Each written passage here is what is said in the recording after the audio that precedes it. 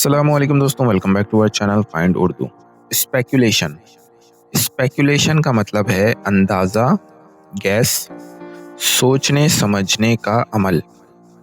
Speculation का मतलब है किसी चीज़ के बारे में अंदाज़ा लगाना जब पूरी मालूमात ना हो। ये बिजनेस और न्यूज़ में भी यूज़ होता है जब लोग आइंदा के नताइज के बारे में गैस लगाते हैं।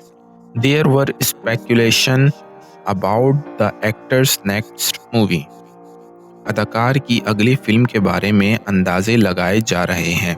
तो दोस्तों, स्पेकुलेशन का मतलब है बिना पूरी मालूमात के अंदाज़ा लगाना। उम्मीद है अब आपको स्पेकुलेशन का मतलब समझ में आ गया होगा। मिलते हैं नेक्स्ट वीडियो में। शुक्रिया।